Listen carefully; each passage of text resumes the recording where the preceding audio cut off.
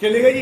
पहला सवाल थोड़ा लंबा था, एक दूसरे को वो आया, पहली तरफ तो पहले दो सवाल एक साथ समझा रहा हूँ, दोनों छोटे सवाल है। एनसीईआरटी का क्वेश्चन नंबर 4 कहता है एक सर्कल है, टी पी टी क्यू दो टेंजेंट है और एक ए बी भी टेंजेंट है जो आर पे टच कर रही है। प्रूव करना है T A plus A R this plus this is equal to TB plus BR. This plus this is equal to this plus this करते हैं। और इस पे भी न्यूमेरिकल प्रॉब्लम बहुत सारी लाइन लगा के आएंगी, इस पे भी बहुत सारी न्यूमेरिकल प्रॉब्लम आएगी। इसके ऊपर न्यूमेरिकल प्रॉब्लम आज याद कराऊंगा तो कैसे आएगी वो देखना, पर्टिकुलर बहुत इंपॉर्टेंट आती है। अब आपको एक बात बताए, tangent from external point are equal in length.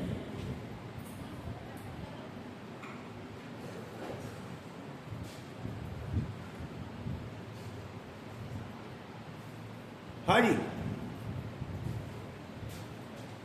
अब आपको जो पता है हथियार उसी का यूज करोगे। आपको एक ही हथियार चलाना आता है कि tangent from external point are equal. तो प्रूफ में आप लिखेंगे फ्रॉम पॉइंट टी। अब एक पॉइंट तो तुम्हें टी दिख रहा है बाहर का, कौन कौन सी टेंजेंट इक्वल होंगे इसका टी से? अभिलाषा खड़ी है, तू तो बैठे।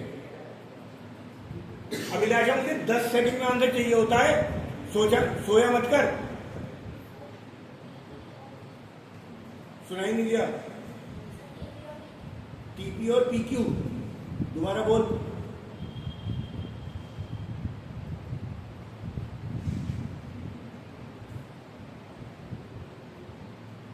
अबे टी तो ये ना, ये तो है टीपी और पीक्यू तो कोई लाइन ही नहीं है। यहां से बैठ काफी लेके काफी यहां लेके आ, सोती रहती है क्लास में।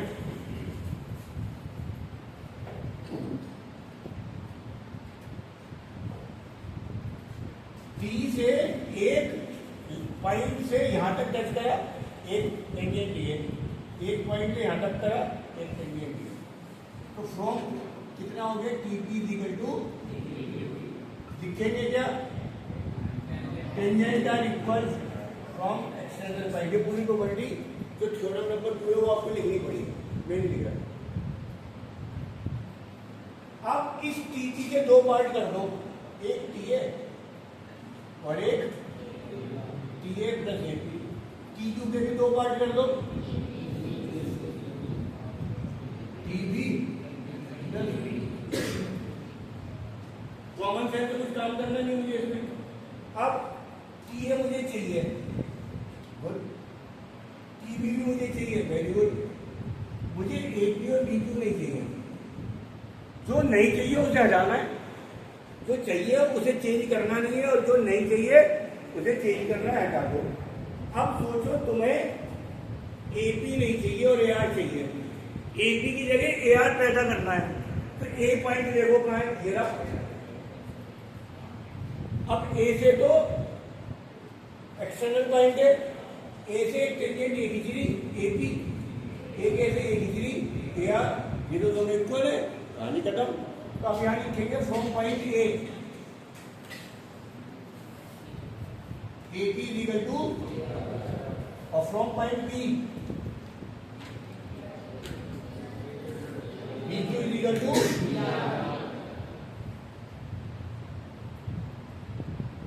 ये मैंने लिख दिया। मुझे पहले डिसाइड करना है मुझे एपी नहीं चाहिए, तभी मेरा दिमाग चलेगा। सवालों करने का तरीका क्या होता है? जो नहीं चाहिए, ट्रिग्नोमेट्री, ट्राइंगल, सर्कल, इनकी प्रूविंग में ध्यान रखो। जो चाहिए वो रख लो, और जो नहीं चाहिए उसका फिगर में देखो क्यों कैसे हटेगा। तो मैंने एपी को क्या लिख दिया? ए आर, और बी क्यू क्या लिख दिया? खत्म, प्रूव हो गया। देखिए कौन सवाल था? यहां से यहां तक, यहां से यहां तक इक्वल, इसको दो दो पार्ट में तोड़ा। फिर मैंने कहा ये नहीं चाहिए, इसकी जगह क्या लिख दिया? ये, और ये नहीं चाहिए तो इसकी जगह लिख दिया ये। 2 नंबर में 2 एक बार बोल में आपके पास ये सवाल आया हुआ है। अब इसमें न्यूमेरिकल प्रॉब्लम कैसे आएगी वो देखो।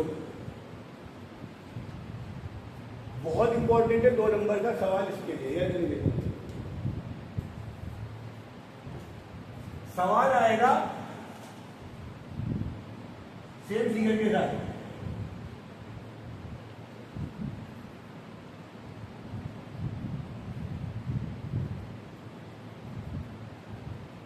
ए बी सी डी ई,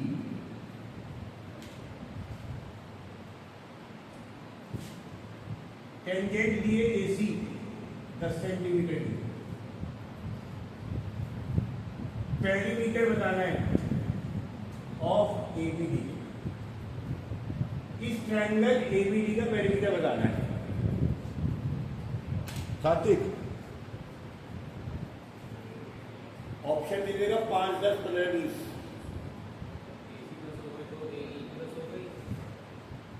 मुझे ABAC से क्या मतलब है, ACAE से मुझे तो इन तीनों साइड का सम निकालना है। बता 20 जैसे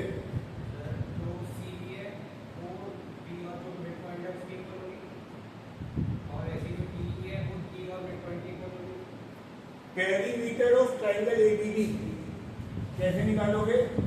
AB माना ये पॉइंट P है plus BD, this plus this plus, ऐसे लिख सकता हूं। अरे लिख सकता हूं पेरीमीटर को, BD को कैसे लिख सकता हूं? BP plus BD। इस BD को 2 पार्ट में लिख सकता हूं। इस BP को क्या लिख सकता हूं? BP को लिख सकता हूं BC, और PD को लिख सकता हूं DE। अब AB प्लस BC कितना हो गया? AC, और AD प्लस DE कितना हो गया? AE। और अगर ये 10 है तो ये भी 10 हो, टोटल आंसर आएगा। अगर ये सवाल 2 नंबर में आएगा तो पूरा सॉल्व करना पड़ेगा, और MCQ में आएगा तो ध्यान रखना है perimeter of triangle is twice of length. ध्यान रखना, perimeter of triangle is twice of the tangent. भाई साहब कम से कम कई बार इस पे MCQ आए हुए हैं इस फिगर में। इस फिगर का बेसिक समझो। इस फिगर के सवाल 2 तरीके से आएंगे। पहला प्रूव करना है, दूसरा इसका रिवर्स आ गया। टेंजेंट की लेंथ दी है 10 तो पेरीमीटर ऑफ ट्रायंगल होगा 20। अगर टेंजेंट की लेंथ दे देगा 8 तो पेरीमीटर 16। उल्टा भी दे सकता है, perimeter of triangle ABC is 10 तो लेंथ ऑफ टेंजेंट इसकी हाफ 5। इसे घुमा फिरा के देखोगे तो ये आएगा। सर्कल का हर प्रूविंग पे MCQ आएगा। इस पे आप देखोगे तो बहुत सवाल मिलेंगे, इससे पहले वाले सवाल पे, ऐसे इस पे भी बहुत सारे सवाल मिलेंगे। तो हर सवाल को समझ के आप लोग उठाए, जल्दी करेंगे।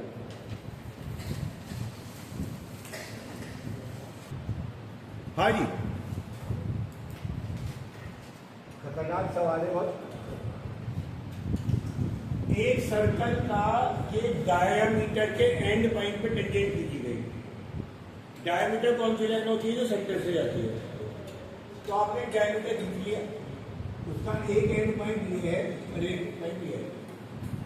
टेंजेंट खींचनी है यहाँ से, यानी एक लाइन आपकी इधर होती है, एक लाइन आपकी इधर होती है। आप इसे बढ़ाना चाहो तो बढ़ा दो, आपकी मर्जी।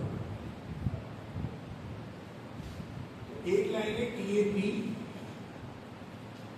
और एक लाइन है RBS। ये गिवन है। एक सर्कल, एक डायमीटर और 2 टेंजेंट। प्रूव करना है ये दोनों टेंजेंट पैरेलल है। प्रूव करना है TAP इज पैरेलल टू का निकाल है RBS। दोनों टेंजेंट पैरेलल है, दोनों टेंजेंट पैरेलल है। सही। टेंजेंट पैरेलल करने का एक ही तरीका भैया, उनके बीच के है तो कॉरस्पॉन्डिंग एंगल इक्वल कर दो, या अल्टरनेट इक्वल कर दो, या कोई एंगल का सम 180 हो जाएगा। तो यहाँ पे तो भाई सवाल शुरू होते ही खत्म हो रहा है। मुझे बताओ एंगल एक को 90 degree. Reason radius is perpendicular to angle SBO is 90 degree. Same reason, radius is perpendicular to, but these are alternate angles. So TAT is parallel to R. कहानी खत्म। सही है, उतार जल्दी है। अगला करना है 8वां। मेरे को वीडियो नहीं चला रखी है, बता दिया करो भाई वीडियो नहीं चल रही, दोबारा समझाना पड़ेगा वीडियो में। एक सर्कल है, एक कॉर्ड है और उस पर दो टेंजेंट की थी। प्रूव करना है ये दोनों एंगल जो कॉर्ड टेंजेंट के बीच के एंगल इक्वल है। आसान सवाल, ये दोनों टेंजेंट मिल गए यहाँ पर, इसलिए this is equal to this, इसलिए एडजस्टमेंट होंगे this is equal to this. सबसे आसान सवालों में से एक है।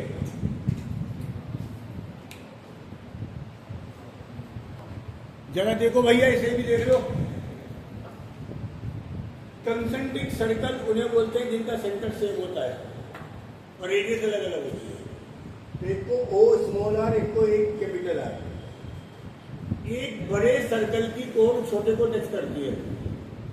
आप ध्यान से देखो तो ये लिए कोण है बड़े सर्कल की और छोटे सर्कल के लिए टेंजेंट है। प्रूव करना है यहाँ बाइसेक्ट होती है, यानी आपको प्रूव करना है AP बराबर BD। और कंस्ट्रक्शन में आपको क्या करना है, ज्वाइन करना है OP को। सही, सर्कल का सवाल है तो सर्कल की एक थ्योरम जरूर लगेगी, या तो टेंजेंट आर इक्वल या रेडियस परपेंडिकुलर टू टेंजेंट। इसमें बाहर कोई पॉइंट ही नहीं है तो वो वाली थ्योरम तो लगेगी नहीं। क्या करेंगे, वी नो, आप सीधा लिखो एंगल OPB 90 डिग्री। ये एंगल कितना, रीजन जो लिखना, रेडियस इज परपेंडिकुलर टू। ये 10th की थ्योरम लग गई। एक 9th की थ्योरम थी, perpendicular from the centre bisect the कोण। We know perpendicular from the centre, याद आ रही है? सो AP बराबर B, कहानी खत्म। AP बराबर, दोबारा देखो ये एंगल 90 और अगर सेंटर से किसी कोण पे परपेंडिकुलर डालते हो, थ्योरम नंबर 2 की 9 की, तो ये दोनों लेंथ इक्वल होंगे। काम करा, कुछ न्यूमेरिकल प्रॉब्लम कराएंगे अब आपको।